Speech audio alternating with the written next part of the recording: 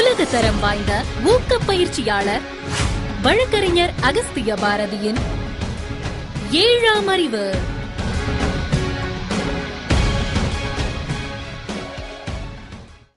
அன்பிற்கும் மரியாதைக்கும் உரிய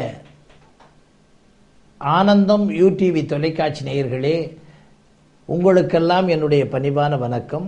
அன்பிற்கினியவர்களே, இன்றைக்கு ஜொலித்து காட்டுவோம் என வாரீர் என்ற நிகழ்விலே உலக தரம் வாய்ந்த குழந்தைகளை உருவாக்கும் முறைகளை அறிவியல் பூர்வமாக புரிந்து கொண்டு வந்து கொண்டிருக்கின்றோம். அதனுடைய ஆசிரியருடைய பங்கை பற்றி பேசிக் கொண்டிருக்கின்றோம். ஆசிரியர்கள் அனைவரும் ஒரு டிரான்ஸ்ஃபார்மிங் குரு என்று அறிவியல் பூர்வமாக விளக்கி கொண்டு வந்து கொண்டிருக்கின்றேன். அதற்கு ஒரு விஷயமாகத்தான் திருக்குறளையும் நான் சேர்த்து விட்டேன். திருக்குறளுடைய ரகசியங்களை எந்த ஆசிரியர் படித்து விட்டார்களோ, நிச்சயமாக ஆசிரியர்களே யாராவது 1, 2, 3 பேர் அல்லது 5 பேர் அல்லது 10 பேர் தான். நான் உங்களை எதுவும் சொல்லவில்லை. நீங்கள் படித்திருப்பீர்கள், புரிந்திருப்பீர்கள், உணர்ந்திருப்பீர்கள். ஆனால் 100% அனுபவித்தீர்களா? அதுதான் கொஸ்டின். நான் உங்களை நான் சேலஞ்சு பண்ணலை, செய்தியா சொல்றேன். அனுபவித்தீர்களா?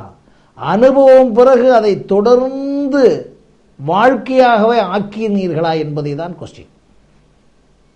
ஒரு ஆசிரியர் தன்னுடைய வாழ்நாளில் குறைந்தது 500 திருக்குறளையாவது படித்து 500 திருக்குறளையாவது படித்து, நான் இதை விளையாட்டுக்கு சொல்லலை, நான் போகும் பள்ளிக்கூடங்களிலெல்லாம் நான் கிட்டத்தட்ட ஒரு 100 பள்ளிக்கூடங்களுக்கு சென்று கேட்ட பிறகு செய்தியாக சொல்லுகிறேன்.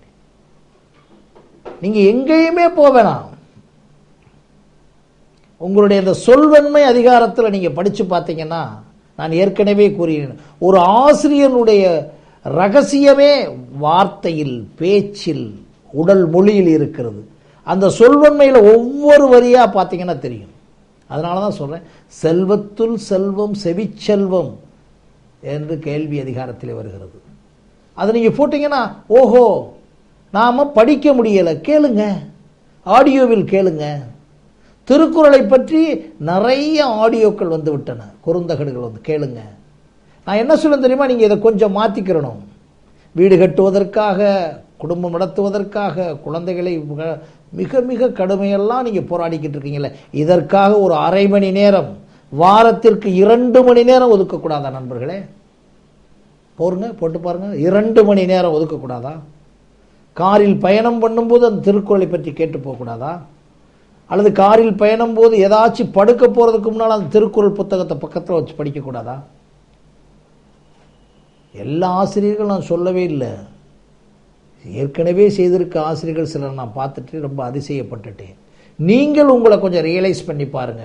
ஏனென்றால் உங்களுடைய ரகசியம் ஒரு பெரிய நெட்டு பாருங்க. விபி எவரோ சொல்றாரே, கஷ்டப்படலாம். ஆனா திருக்குறளை படித்தீர்களானால் ஒவ்வொரு அதிகாரத்தில் ஆசிரியர் யார், கல்வி என்பது என்ன, கேள்வி என்பது என்ன, சொல் என்பது என்ன, அரண் என்பது என்ன, அன்பு என்பது என்ன, எல்லாம் சொல்லிக் கொடுக்கப்படும். உயிரினும் மேலானது அன்பு. அப்ப நீங்க இதை கேள்விப்பட்டிருக்கீங்க, படிச்சிருக்கீங்க. அது என்ன விஷயம் என்ன அப்படின்னு கொஞ்சம் ரியலைசேஷன். அதான் சொல்லுவாங்க, ஆசிரியருடைய பங்கு என்னன்னா, ஒரு ரியாலிட்டிய அவனுக்குள்ளே ரியலா உணர வைக்கிறக்கூடிய ஒரு தன்மை ஆசிரியருக்கு இருக்கான். என்ன ரியாலிட்டி? அவன் என்ன பிறந்திருக்கான், என்ன வாழ்ந்துகிட்டு இருக்கான்னு ஒரு மனிதனுக்குரிய உண்மைத்துவத்தை உணர வைக்கும் சக்தி ஆசிரியர்களுக்கு இருக்கு என்று ஆர்ட் ஆஃப் டீச்சிங்ல சண்முகம் ஐயா எழுதியிருக்காங்க. நான் அதை ஆய்ந்து பார்த்தேன். நிச்சயமா நீங்க இப்ப தெரியாம இருக்கலாம்.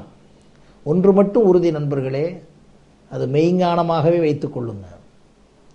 நீங்கள் இறக்கும் தருவாய்க்குள்ள நீங்கள் எதற்காக பிறந்தோம், எதை விட்டுட்டு போயிருக்கோம்னு நீங்க உணர்ந்துடலாம். அது பகவத்கீதையில கொஞ்சம் அழகாக சொல்லுகிறார்கள். இந்த பிறவியில் நீங்க எதை விட்டுட்டு நினைச்சுக்கிட்டு போறீங்களோ அடுத்த பிறவி நீங்க அந்த மாதிரின்னு சொல்றாங்க. இப்ப பிறவிகளை பற்றி நம்ம ஆய்வு செய்ய வேணாம். ஆனா ஒண்ணே ஒண்ணு, ஏதாவது ஒரு நாளிலாவது உணரக்கூடிய வாய்ப்பு வரும். எப்படின்னா, ஆஹா இத்தனை ஆண்டுகள் வாழ்ந்தோமே. குடும்பத்துக்கு சில நண்பர்கள்லாம் கவுன்சிலிங்க்கு வர்றாங்க. அவங்க குடும்பத்துக்காக கோடி கோடியாக செஞ்சுட்டு கடைசியில் யாருமே நன்றி இல்லாமல் அல்லது விசுவாசம் இல்லாமல் இவங்களை கடைசி காலத்தில் வயதான காலத்தில் கூட இவங்களை பாதுகாக்காமல் பல பெற்றோர்கள் விடப்பட்டிருக்கிறார் என்பது நிரூபிக்கப்பட்ட உண்மைகள். அதான் உண்மை. அது மாதிரி இருக்கக்கூடிய ஒரு நிலையில் நாம மாணவர்களுக்கு சொல்லிக் கொடுக்கிற ஒரு நிலை இருக்கட்டும்.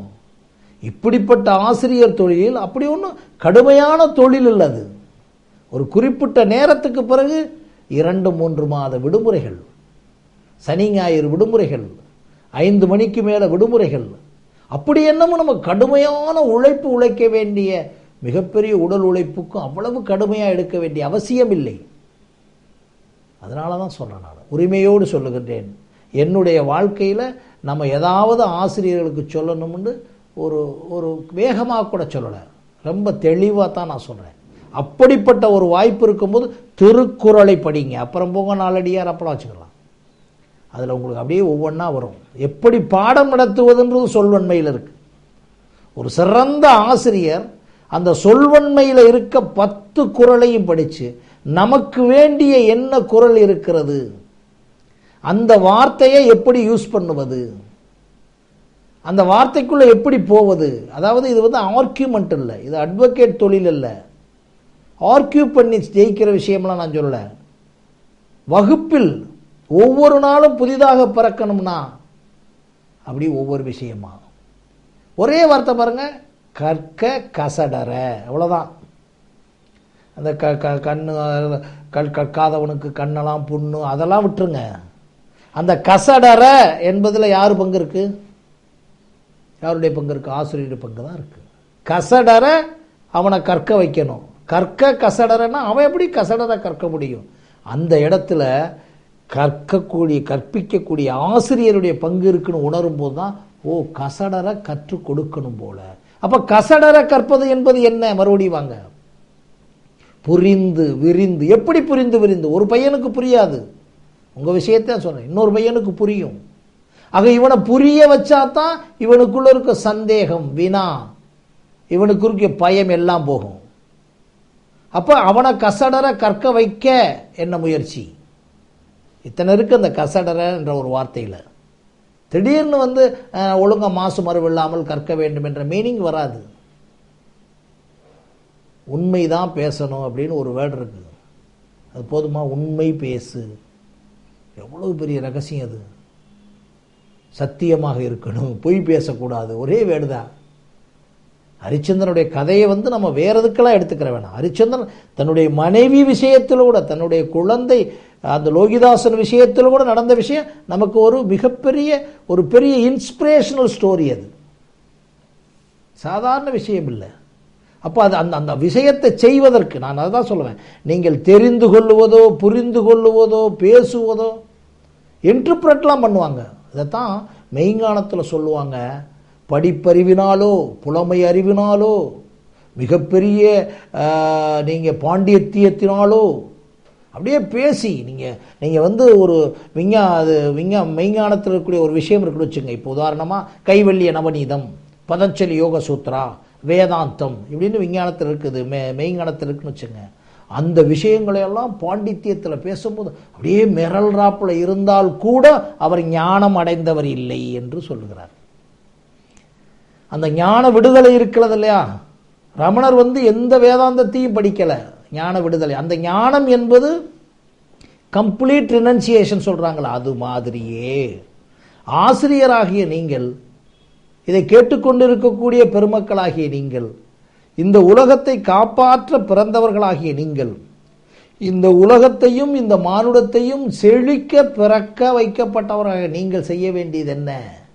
திருக்குறளை முழுவதுமாக படித்து உணர்ந்து அனுபவித்து அதையே வாழ்க்கையாக்கி அதை மாணவர்களுக்கு கொடுக்க வேண்டும். நாளை மறுபடியும் சந்திக்கின்றேன். நன்றி, வணக்கம். உலக தரம் வாய்ந்த ஊக்க பயிற்சியாளர் வழக்கறிஞர் அகஸ்திய பாரதியின் 7ஆம் அறிவு.